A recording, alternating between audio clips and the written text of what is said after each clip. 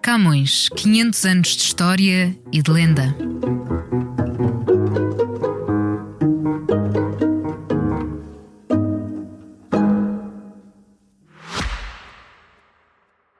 Subscrever o Expresso é ter acesso à melhor informação, a uma vasta oferta de conteúdos exclusivos e à opinião de referência. Subscrever o Expresso é tornar-se membro do nosso clube, poder ser voz ativa de uma comunidade informada e beneficiar de vantagens exclusivas. Subscreva o Expresso em expresso.pt/digital. Expresso. Liberdade para pensar.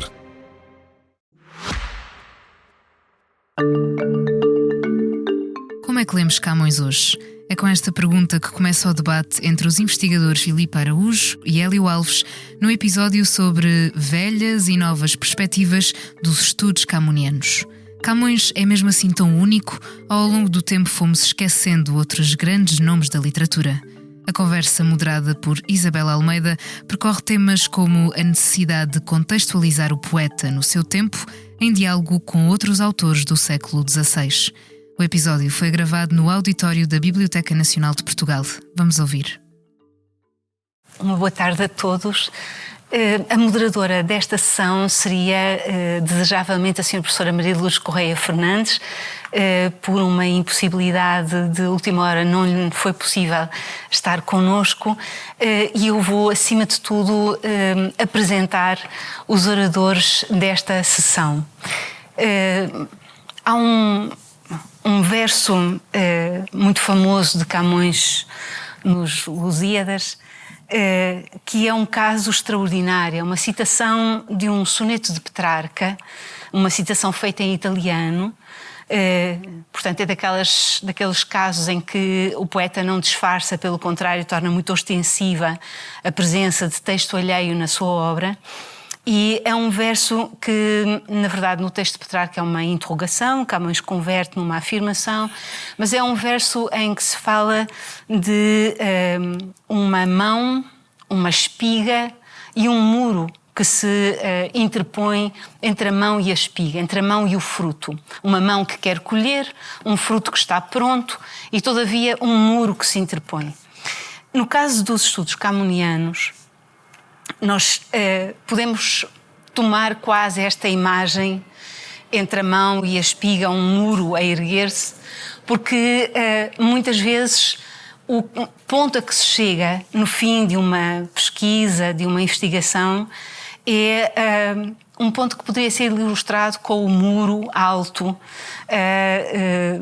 fazer-nos sentir que estamos ainda longe de alcançar o fim desejado. Camões é um poeta que nos faz perceber que muitas vezes a melhor resposta é reconhecer que não sabemos, que continuamos a ignorar, que o fruto nos escapa ainda. Mas no meio de tudo isto há uma certeza que é absolutamente óbvia. E a certeza é de que estamos a lidar com um poeta que tem sido incessantemente lido desde os últimos cerca de 450 anos, ou mais do que isso. É um poeta sobre o qual não falta uma tradição de leitura e a grande pergunta que hoje se coloca é precisamente como é que hoje lemos Camões.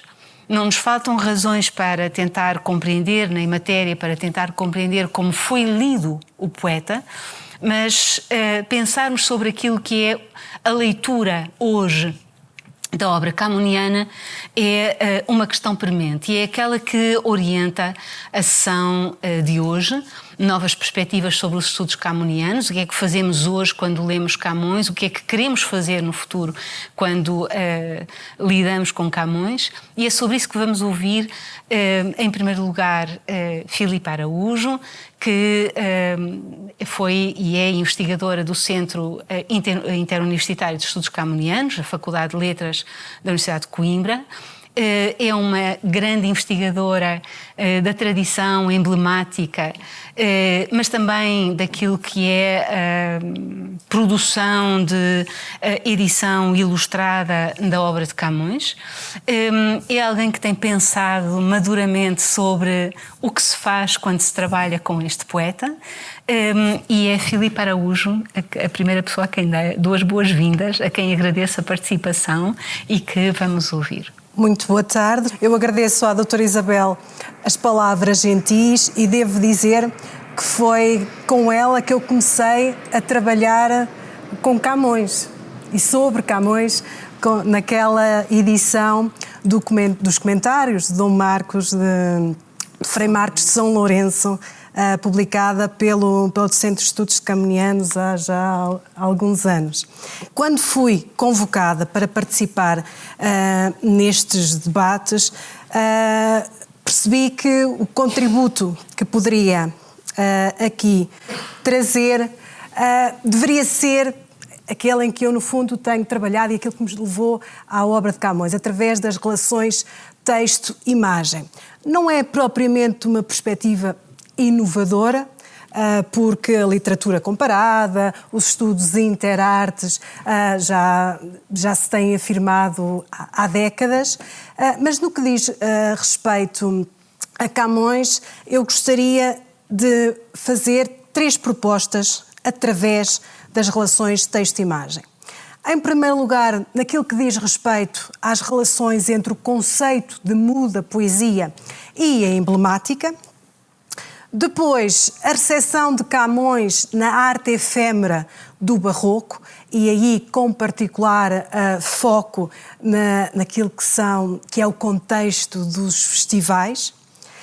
E depois as edições ilustradas a que já fez alusão a professora Isabel Almeida. Na verdade, este conceito de muda poesia que nós estamos habituados a reconhecer na obra camoniana é no século XVI um aspecto fundamental no que diz respeito às relações entre pintura e poesia, já de longa tradição desde a antiguidade. Mas não podemos esquecer a obra deste homem, André Alciato, que em 1531 publica a primeira edição do Emblematum Liber, criando assim esta nova tipologia literária que se tornou muito popular no sentido de conhecida, muito vulgarizada até ao século XVIII. Houve variadíssimas edições desta obra que hoje é praticamente desconhecida, até nos meios académicos, mas que era um verdadeiro best-seller, passa a expressão, na altura. E Alciato fala-nos, em particular na dedicatória, daquilo que entende como um emblema, definindo como símbolo criado pela ilustre mão dos artífices para que qualquer um possa espetá-lo nas vestes como acessórios e nos chapéus como insígnias. Estamos aqui a falar de algo que se assemelha àquilo que é hoje conhecido como linguagem codificada, a própria linguagem dos emojis. Portanto, usar imagens facilmente perceptíveis, facilmente identificáveis, idealmente por todos. Era esse o ideal para que ele pudesse escrever com signos mudos. Na verdade, ele cria este conceito de imagens, mas o que ele nos deixou foi um manuscrito, hoje perdido, com textos poéticos. Um emblema, como Alciato o concebeu, seria uma composição poética com um mote e com uma subscriptio, um epigrama, essencialmente. Aquela parte iconográfica da pictura terá sido, talvez, não sabemos ainda exatamente, introduzida pelo editor Steiner, que achou que o livro assim se tornaria muito mais apetecível. Importa depois lembrar que a recepção da emblemática e as suas ligações com a obra camoniana já foi abordada, ou pelo menos sugerida, por vários autores. Eu trago aqui apenas alguns para percebermos como, pelo menos desde a década de 70, já foi desbravado esse caminho, mas nunca aprofundado. Importa também lembrar que os comentadores de Camões foram particularmente sensíveis a esta tradição emblemática e não deixam de dar conta disso. Trago aqui apenas o exemplo colhido precisamente na obra do Frei Marcos de São Lourenço, que, a propósito desta passagem em que se fala de Faetonte, vai recordar precisamente a fábula e cita Alciato dizendo que Faetonte é a figura de um rei soberbo, mancebo e ambicioso, como foi o nosso rei Dom Sebastião, e até transcreve os textos.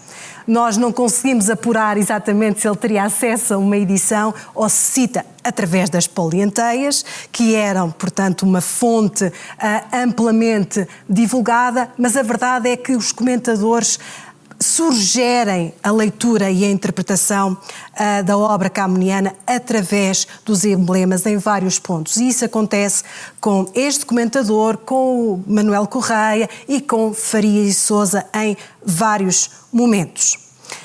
Importa também, para fortalecer o argumento de que será pertinente olhar para a obra de Alciato e para os livros de emblemas, lembrar aquilo que é a recepção desta obra na cultura portuguesa do século XVI. E aqui nós temos exemplos, temos testemunhos em diferentes áreas.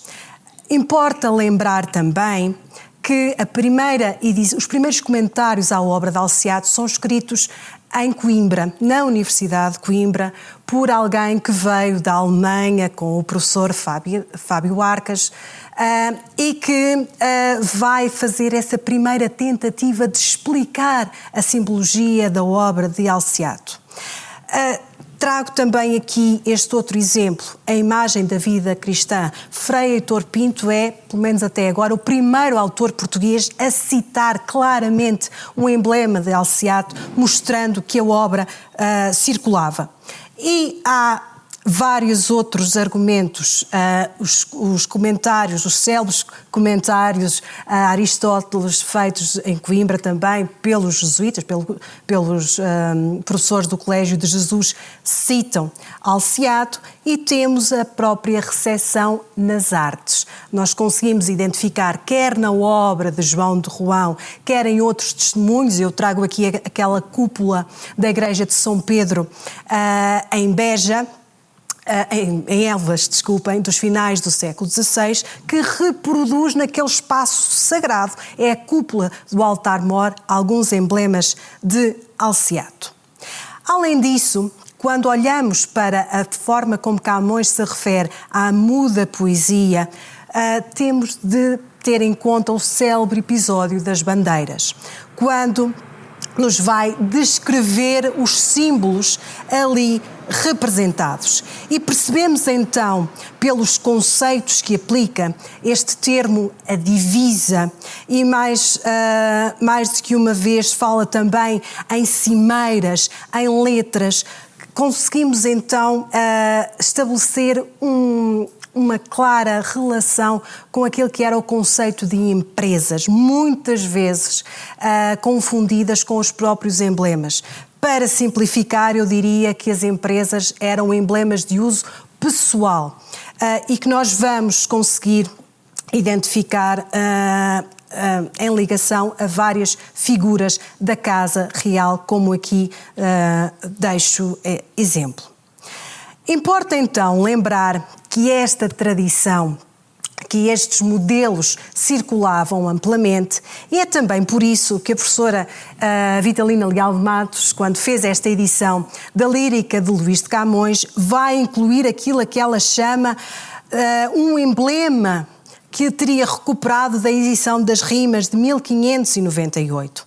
Chama-lhe claramente emblema, poderíamos discutir se é um emblema, se seria uma empresa, porque no fundo, nesta célebre composição, a zombaria, escrita em Goa, na sequência daqueles festejos da recepção ao governador Francisco Barreto, e que provavelmente terão levado Camões à prisão em Goa, não é? É isso que nos diz o Severino de Faria, vai reproduzir um um jogo de canas e cria algumas empresas para estes cavaleiros. Só que as empresas não dizem nada de bom sobre eles. Esta zombaria em que ele reconstitui as divisas, as letras e as tensões, ou seja, as imagens e as inscrições a elas associadas, acaba por ser, no fundo, uma paródia. Mas é uma paródia que tem por base um texto muito conhecido e uma prática muito vulgarizada. Não podemos deixar de recordar a este propósito o famoso diálogo das empresas amorosas e militares de Jóvio, que atualmente conhecemos melhor na edição de 1572, mas que é publicada pela primeira vez na década de 50. E aqui temos as regras de composição de uma empresa. Eu não estou a sugerir que Camões conheceria precisamente esta obra, mas sabemos que Francisco de Holanda, por exemplo, no Tratado da Pintura Antiga, vai também falar das técnicas de composição das empresas. E quando olhamos para a tal zombaria e quando vemos as divisas que aqui são descritas, percebemos que há uma clara associação entre um texto e uma imagem. Neste caso, um morcego que acaba por ser uma representação de um animal sinistro, um baixo animal que é também uma representação nojosa. Não é, portanto, uma empresa que um cavaleiro se orgulharia de apresentar. Não vou agora deter-me em todas estas divisas e empresas na obra de Camões, mas deixo este registro para lembrar um outro texto que é conhecido como o Hospital de Cupido e que a professora Márcia Arruda Franco, por exemplo, defende como sendo da autoria de Camões a partir de um códice aqui da Biblioteca Nacional, e também neste texto temos mais uma vez exemplo da utilização das divisas e das letras. Não será, portanto, uma abordagem inovadora, uma vez que os próprios comentadores de Camões já fazem referência a esta tradição, mas creio que é ainda um aspecto por explorar. E passo ao segundo ponto. Camões na arte efêmera do Barroco. Recordo brevemente este hábito de organizar festivais espetaculares do século XVI, XVII e depois, com grande pompa e circunstância, no século XVIII. Através das relações e dos relatos, das descrições de alguns destes festivais, nós conseguimos reconstituir os arcos que eram montados, estes artifícios de arte efêmera. Em alguns deles temos claramente composições emblemáticas de texto e imagem, e em muitos deles vamos ter versos de Camões que servem de substrato às composições. E como o tempo é pouco, eu deixo aqui apenas algumas provas para perceberem a recorrência desta estrutura. No Arco dos Sapateiros de 1619 temos estes versos: em ti fundou Afonso o reino Augusto, que Filipe acrescenta forte e justo, que acabam por ser acrescentados ou alterados a uma oitava de Camões. Mais uma vez, há uma adaptação ao texto para encaixar naquela determinada circunstância. E os exemplos são vários. No casamento de Dom Afonso VI e Maria Francisca de Saboia, 1666, temos ampla atualização dos versos de Camões. Muitas vezes elege-se apenas um verso que depois se junta a outro para casar com as imagens que se pretendem ali utilizar. E não podemos também deixar aqui a referência de um outro livro de emblemas, a ideia de um príncipe político cristão de Saavedra Fajardo, que acaba por ser um modelo e uma fonte direta. Recordo mais este exemplo num outro arco e passo para as festas de casamento de Dom Pedro II e Maria Sofia em 1687, para que percebamos como esta estratégia da utilização de versos camonianos acaba por ser reproduzida ao longo das décadas. Mais uma vez, em 1708, as oitavas dos Lusíadas são recuperadas para transmitir a mensagem, e também no Brasil temos disso testemunho nas Eséquias de 1709. Concluímos, assim, que a utilização dos versos de Camões para fins de propaganda política não é, portanto, nada de novo, mas continua a estar na moda. Sempre que se quer fortalecer um determinado argumento, recorre-se aos versos de Camões para, assim, dar outra dignidade àquilo que se pretende dizer. Nihil novi, portanto. E chego já ao último ponto, eu não sei como é que estou de tempo, as edições ilustradas. Também aqui as relações texto-imagem são obviamente colocadas em destaque. Temos variadíssimas edições ilustradas, atrever-me-á a dizer que muito pouco estudadas, pelo menos é essa a sensação que tenho, desde a edição de 1639, que aqui partilho a ilustração da Ilha dos Amores, até à atualidade, e em 2024 já saíram várias edições ilustradas dos Lusíadas, tem havido esta tentação para acrescentar imagens que dialogam com o texto. Eu iria recordar aqui em particular esta de 1898. O professor Cardoso Bernardes fez há poucos dias um pequeno vídeo sobre esta edição e lembro-me que não há muito tempo me falou dela na Sala de São Pedro e me chamou a atenção para o facto de, nesta edição autográfica, estarem representadas mulheres que transcrevem as instâncias do episódio de Inês de Castro. Vamos encontrar não só nesse momento a participação feminina. Temos desde logo a rainha Dona Amélia e a rainha Maria Pia a transcrever a primeira, a segunda e a terceira oitavas. Mas gostaria também de lembrar que se aqui temos 55 mulheres, uma representação de 5%, mas não deixa de ser significativa, e eu passo aqui brevemente os nomes delas para também poderem ver a diversidade. É importante lembrar uma em particular, Dona Margarida Vítor Lorjó Tavares, uma senhora portuguesa que é aqui convidada a participar porque teria feito uma comunicação quando se preparava o centenário camoniano em 1880. No Salão da Sociedade de Geografia de Lisboa, que tinha sido fundado em 1875. Não se diz qual era o tema da sua comunicação. Mas, felizmente, nós podemos chegar até lá. E como? Esta edição de 1898, no fundo, recupera um projeto anterior de 1880, no âmbito das comemorações do centenário, que acabou por não chegar a bom porto. Às vezes acontece, por ocasião das comemorações, os projetos saírem gorados. E neste caso houve o projeto de fazer uma edição comemorativa entre Portugal e Brasil, mas só chegaram até ao canto quinto. Mesmo assim, importa olhar para esta edição que sai com a data de 1883. E quando olhamos para os panfletos de divulgação da edição, há uma nota muito curiosa. Fala-se aqui nos heróis que nos Lusíadas merecem destaque. E entre estes heróis, vejam, temos a linda Inês, o Castro Forte, o Albuquerque Terrível e a formosíssima Maria. 2 homens e 2 mulheres. E mais adiante, quando se fala de todos aqueles que foram convidados a transcrever uma estância para dignificar aquela iniciativa, temos também referência às mulheres ilustres.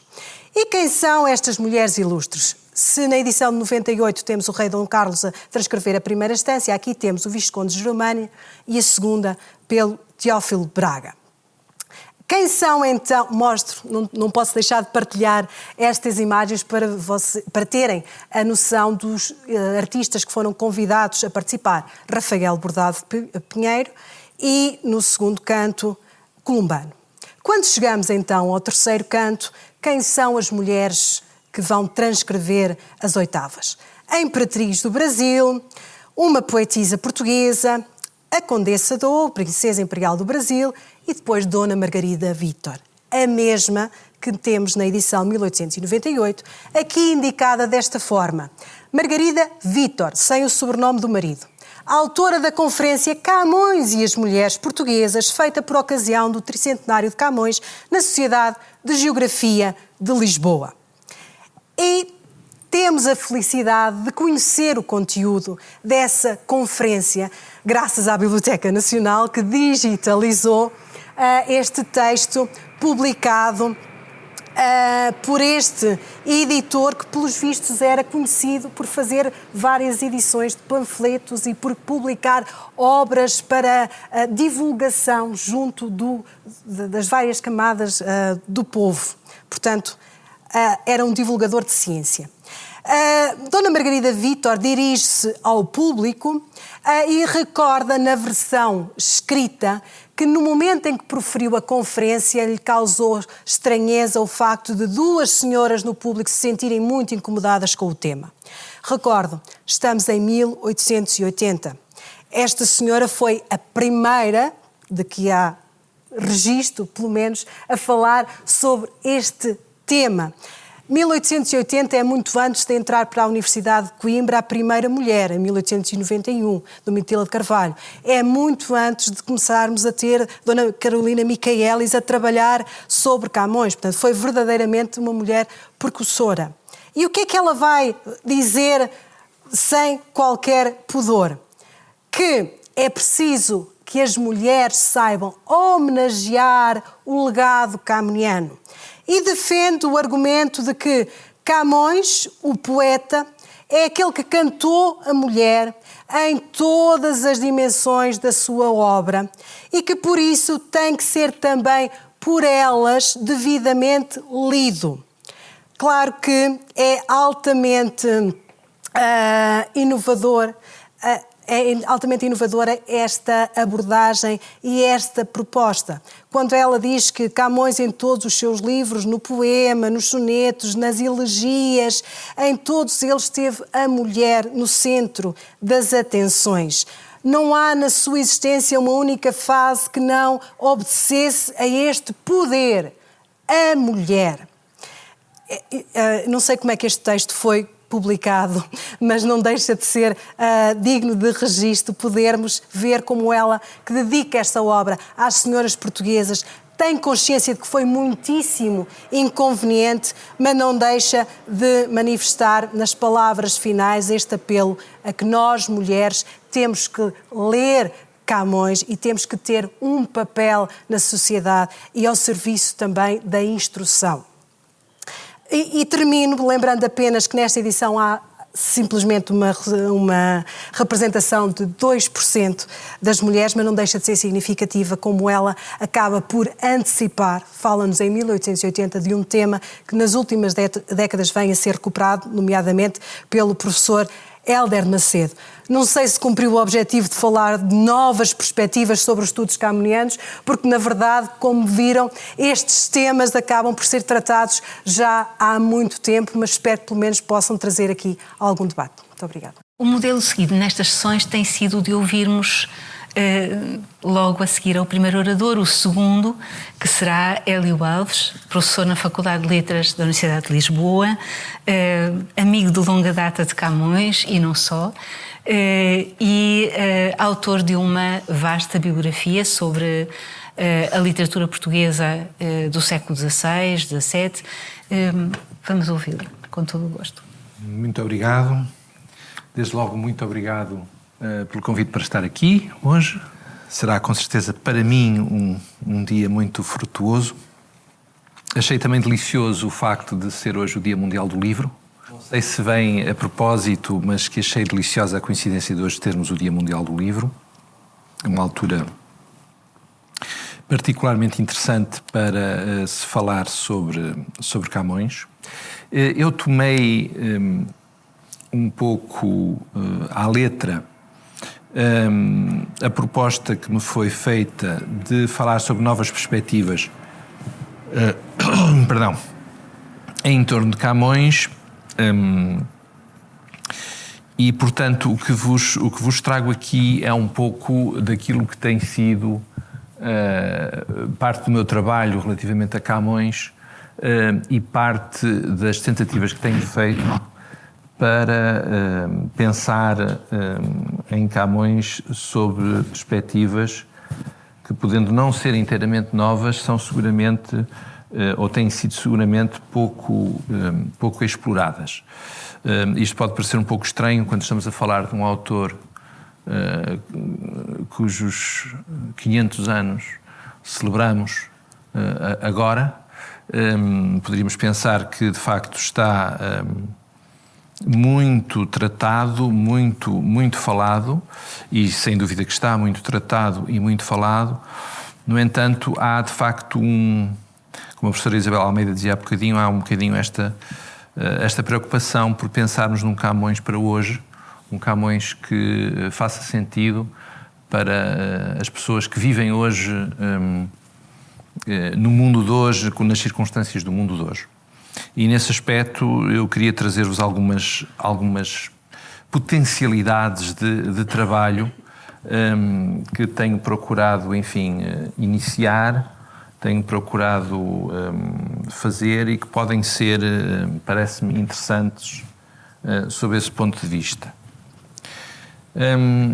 Camões foi sempre, não obstante as mudanças nas tendências, nas modas, nas orientações ideológicas, na passagem dos tempos ou dos paradigmas temporais, foi sempre uma figura central. Quando digo sempre, estou, claro, a limitar-me a um período em que Camões já não fazia parte do número dos vivos, já era alguém que fazia parte, digamos assim, do património artístico, literário e não só, histórico português, e que tinha começado a ser um autor também muito traduzido fora de Portugal. A partir de certa altura, com a independência do Brasil, passa a ser editado no Brasil e passa a ser um autor de referência como uma espécie de figura nacional. Nacional com uma representatividade nacional, com uma representatividade internacional para podemos vagamente chamar a cultura portuguesa ou as culturas de língua portuguesa. Por causa disso, aconteceu com Camões uma coisa que tem sido bastante pouco considerada, o facto de que Camões deixou uma espécie de herança de um certo silêncio à sua volta. Camões torna-se uma espécie de figura monumental e o que costuma acontecer com esses monumentos é que eles, a partir de certa altura, fazem esquecer outras coisas. Uma das coisas que Camões, desde muito cedo, foi uma figura tornada numa espécie de marco fundador de uma certa ideia de Portugal, de uma certa ideia de literatura, de uma certa ideia identitária, que fez com que certos aspectos que têm a ver com a obra de Camões, em particular, tivessem sido olhados de forma menor, para não dizer de forma nenhuma. Uma delas tem a ver, por exemplo, com a relação que Camões estabeleceu com autores, nomeadamente poetas, anteriores a si e seus coevos. Houve algum trabalho relativamente recente sobre isto, a propósito, por exemplo, de Francisco Sá de Miranda, que costuma ser a outra figura poética do século XVI que se relaciona algumas vezes com Camões e com alguma controvérsia. Tivemos alguns militantes, digamos assim, dessa relação conturbada entre o poeta mais velho, Sá de Miranda, e Camões, como se houvesse uma relação de oposição, sobretudo de oposição, entre Sá de Miranda e Camões. Mas, com exceção desse caso, que é um caso que merece mais análise e mais estudo, tem havido um grande silêncio, geralmente, sobre este tipo de situação. Camões aparece como uma espécie de florescimento único da poesia e até da literatura artística em Portugal. Aparece como uma espécie de pai da literatura portuguesa desde muito cedo, pai da poesia portuguesa desde muito cedo, pelo menos desde o século XVIII, é claríssimo que isso é dito explicitamente. Não me refiro sequer ao seu comentador Faria Sousa, o comentador mor de Camões, que assim defendia precisamente esta ideia, e com esta ideia vinha a ideia também que ele tinha como que nascido numa espécie de vazio, ou tinha aparecido numa espécie de vazio, como se não houvesse verdadeiramente poesia antes de Camões, ou como se, mesmo tendo consciência de que existia poesia antes de Camões, essa poesia não fosse, por alguma razão, digna de ser referida. E não seria porque o gênio de Camões transcendia as necessidades que havia dele conhecer poesia portuguesa anterior. Houve sempre, claro, algum reconhecimento de que Camões devia muito à poesia latina e grega, à poesia da Antiguidade Clássica.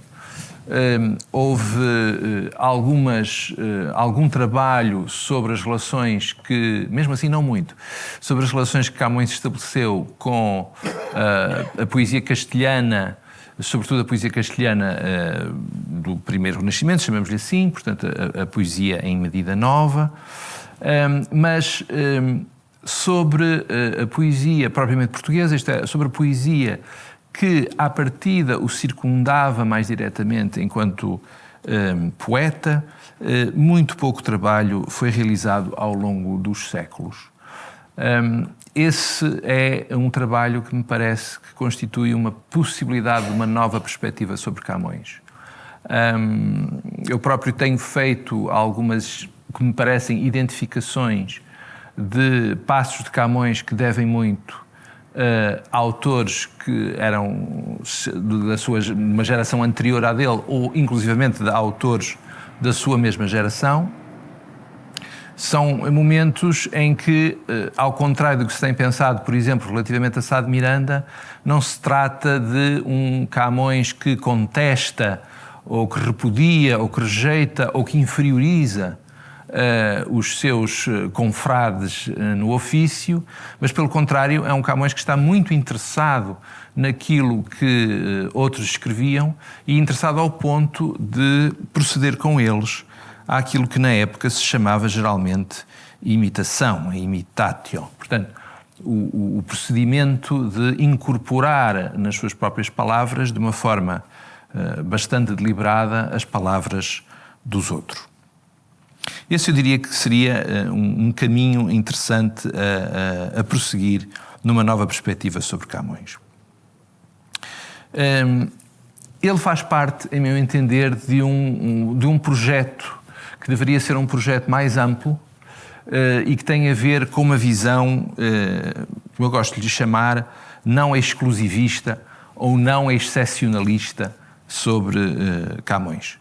E não exclusivista e não excepcionalista, porque esse exclusivismo com que Camões tem sido abordado, como figura única, ou essa forma de o tornar uma espécie de figura excepcional constantemente, o que tem feito, entre outras coisas, é apagar precisamente o que estava à sua volta, e nomeadamente as dinâmicas literárias que estavam ou que funcionavam à sua volta.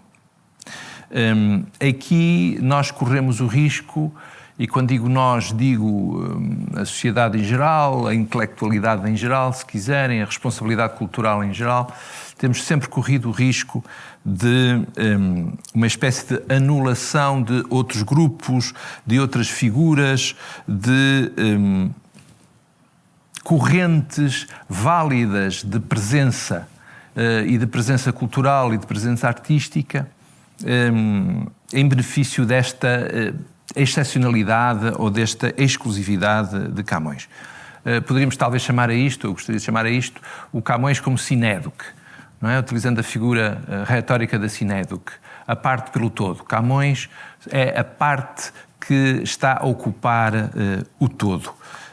E esta sinédoque é uma sinédoque claramente falsificadora da realidade, porque nós podemos, de facto, testemunhar que Camões é parte e não é todo, e o todo vai muito além dessa parte. Poderia dar 2 ou 3 exemplos desta realidade. Um deles, que é muito comumente referido há séculos, tem a ver com a visão histórica de Camões. Isto é, como é que Camões vê a história de Portugal, como é que Camões representa a história de Portugal. Como sabem, a visão ou a versão da história de Portugal que existe, sobretudo nos Lusíadas, coincide em geral com a noção da história de Portugal que é transmitida nas escolas, ainda hoje. E isto foi assim durante muitos séculos. No entanto, nós sabemos que esta é uma visão em larga medida lisonjeira de Portugal e da sua história, e que esse elemento é um elemento que se pode comprovar vendo outras visões que também existiam na mesma época, contemporâneas, coevas, da história de Portugal. E quando digo outras visões, estou-me a pensar, sobretudo, independentemente agora de cronistas, relatos, etc., estou a pensar sobretudo em visões poéticas, portanto, em visões também representadas através de poesia. Essas versões existem, essas versões merecem investigação, merecem estudo, merecem leitura, mas esta tendência de que vos estava a falar, da exclusivista, excepcionalista, tem feito com que, em geral, elas surjam apagadas ou, vamos dizer assim, esquecidas. Muito bem, eu não quero ultrapassar o tempo, portanto vou ter de me reduzir a um mínimo de exemplos, não é?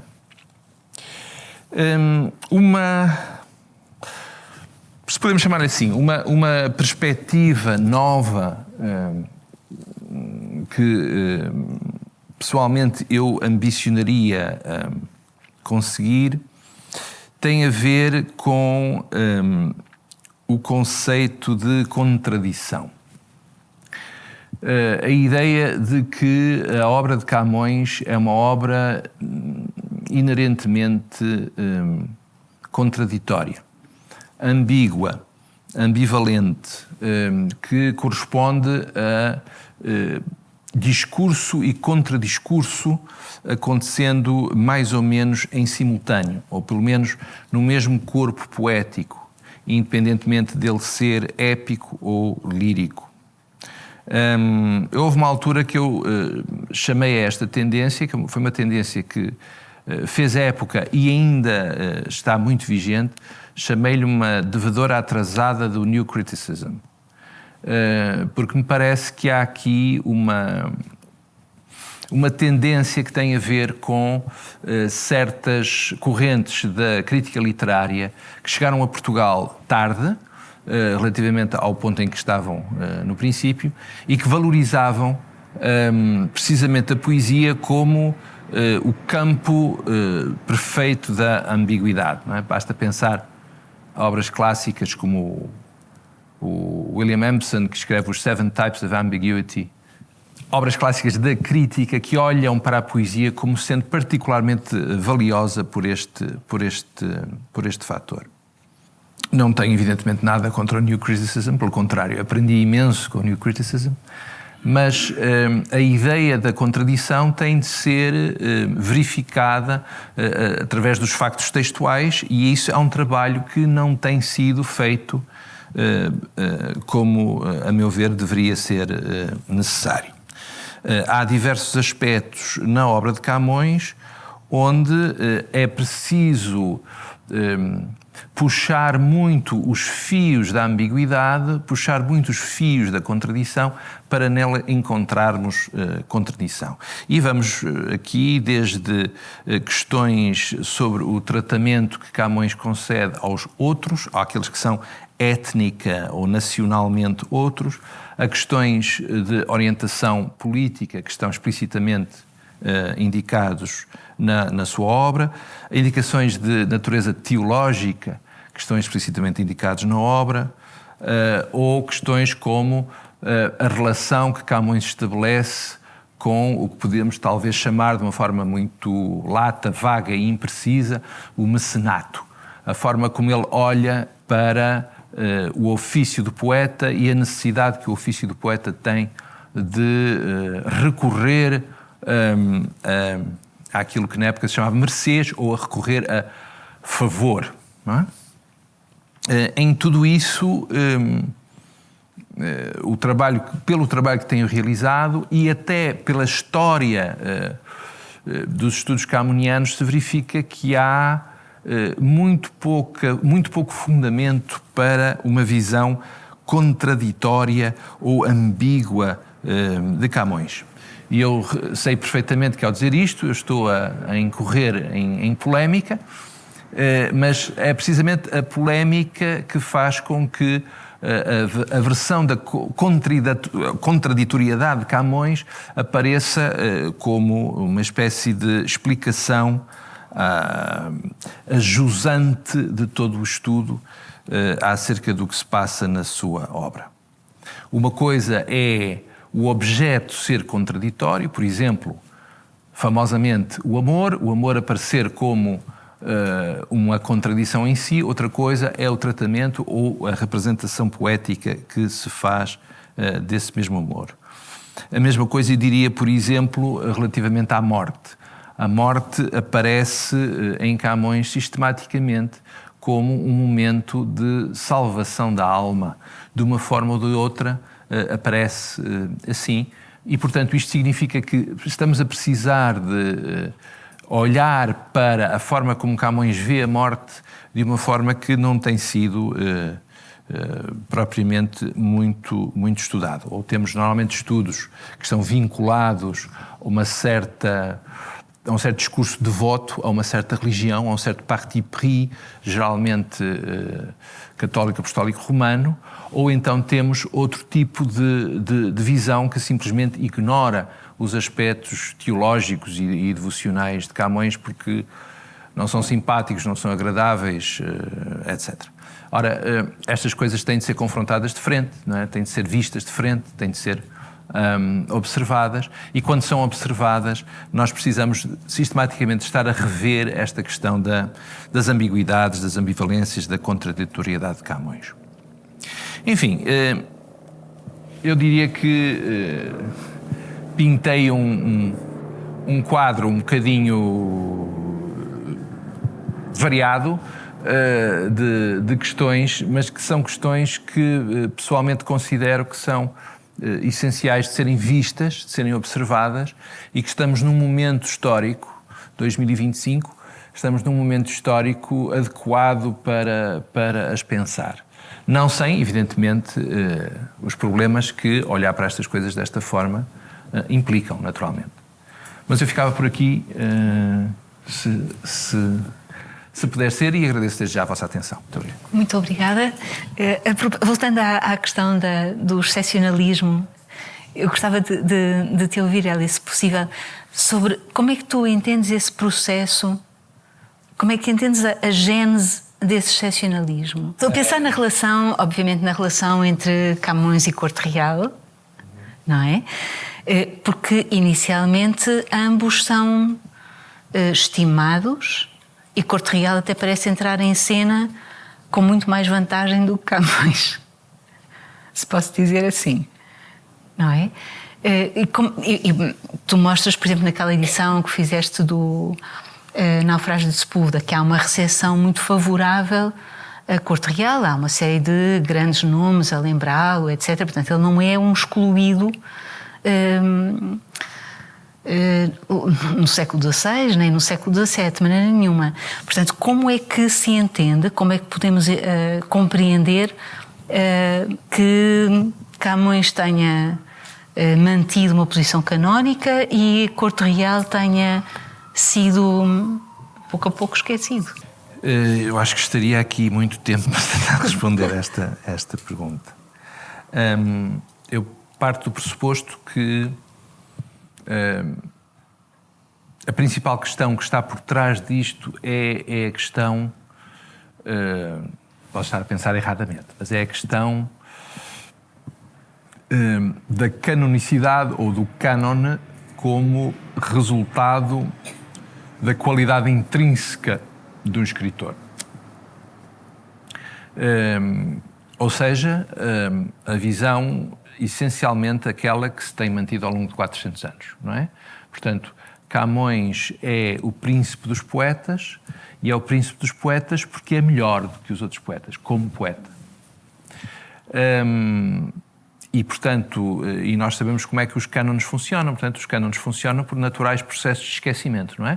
Há uma série de figuras que, com o tempo, se desvanecem, passam a ser figuras esquecidas, não é? Alguém fez um estudo uma vez sobre o romance francês do século XIX, que é verdadeiramente espantoso, as centenas e centenas de romances franceses que hoje só um especialista ouviu falar, porque sobra Balzac, sobra Flaubert e pouco mais ou nada mais. Eu tenho uma visão um bocadinho diferente, naturalmente, porque vejo que há qualidades poéticas, e não apenas no Jerónimo Corte Real, há qualidades poéticas coevas de Camões que se tornam esquecidas ou menos apoiadas por aquilo que só posso interpretar como, em alguns casos, campanhas ativas para o fazer. Um exemplo que posso dar, que já dei, está publicado, é o exemplo do António Ferreira. O António Ferreira, há momentos em que, quando alguém se ergue, sobretudo no século XVIII, quando alguém se ergue a dizer mas o António Ferreira é um grande poeta, caem logo em cima uma série de nomes a dizer que aquilo é horrível. Que até já no século XVI, por exemplo, o prefácio às rimas do Surpita, o prefácio às rimas de Camões do Surpita, já é lido como um ataque ao António Ferreira. Já é lido como o António Ferreira... o Surpita estava a pensar no António Ferreira quando diz que os falsos poetas, os poetas que não sabem nada, os poetas que dizem coisas que não sabem versificar, que são duros, ásperos, intragáveis... esse tipo de discurso existe no século XVIII, existe no século XIX, por exemplo, relativamente a António Ferreira. É, por exemplo, extraordinário como há um fio perfeitamente contínuo, pelo menos no século XIX, de opiniões que, assim que têm uma oportunidade, dizem que a Castro do António Ferreira é uma péssima obra. Não tem nada, não tem ação, não tem caracteres, não tem personagens, aquilo é uma coisa insuportável, e dizem-no sistematicamente vários autores seguidamente. Porque é que o fazem? Não sei. Eu, por exemplo, eu leio a Castro e acho a Castro absolutamente sublime. Acho uma peça absolutamente extraordinária. Acho de um nível poético, enfim, entre as melhores coisas que algumas vezes foram escritas em português. Mas houve uma tendência muito potente para denegrir António Ferreira. E porquê denegrir António Ferreira? Porque o que está em causa sempre é o nome de Camões. É preciso denegrir António Ferreira para Camões se destacar. Esta enfim, seria uma forma de ver a coisa. Depois haverá outras, naturalmente, não é? Camões, e sobretudo os Lusíadas, aqui tem de ser dito, os Lusíadas são, disse isto há pouco, são em larga medida, ou podem ser vistos em larga medida, e foram seguramente vistos em larga medida ao longo de séculos, como uma espécie de versão lisonjeira de Portugal. É uma versão, por exemplo, Camões não conta as guerras civis que aconteceram em Portugal. E isso é conveniente, dá uma ideia de unidade nacional que interessava em muitas ocasiões preservar, começando desde logo com a restauração e indo por aí fora, não é? Enfim, há uma multiplicidade de fatores aqui envolvidos. Um aspecto determinante que eu tenho procurado perceber melhor tem sido o caso de Manuel de Faria e Sousa. E o papel que Manuel de Faria e Sousa tem neste quadro. E é um papel determinante, ainda por cima, combinado precisamente com toda a turbulência que vai dar na restauração, o ante-restauração, o pós-restauração, não é? Toda aquela questão em volta de Dom João IV. E onde se vê, por exemplo, a partir de determinada altura, uma clara opção editorial por Camões, em claro detrimento de outros autores do seu tempo. Já não digo dos séculos XVII, mas em claro detrimento de autores do seu tempo.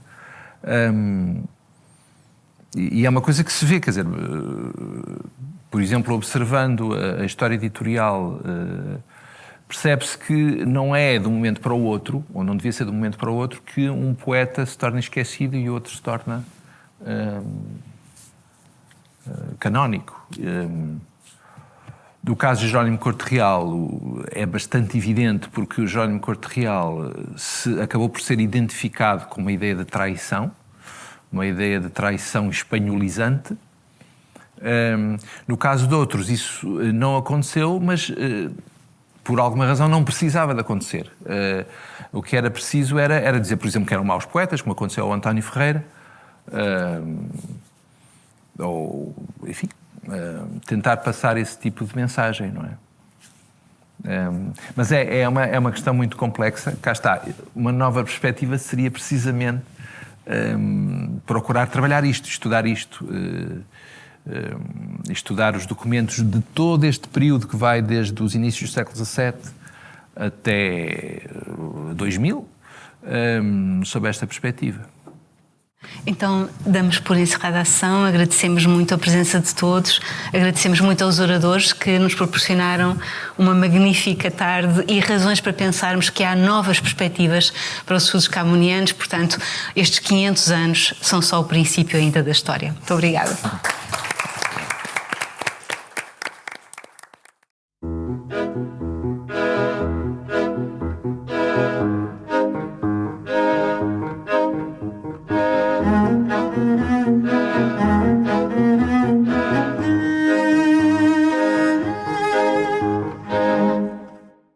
Este episódio foi gravado na Biblioteca Nacional no dia 23 de abril de 2025 e contou com a participação de Filipe Araújo, Hélio Alves e Isabela Almeida. A sonoplastia esteve a cargo de João Luís Amorim, com apoio de Ricardo Rito, Filipe Oliveira e Paulo Lourenço. Voz off de Teresa Amar Ribeiro, coordenação de Joana Beleza, direção do Expresso de João Vieira Pereira e direção da Biblioteca Nacional de Diogo Ramada Curto. Camões, 500 anos de história e de lenda, é um podcast de 9 episódios enquadrado na comemoração dos 500 anos do nascimento de Luís Vaz de Camões.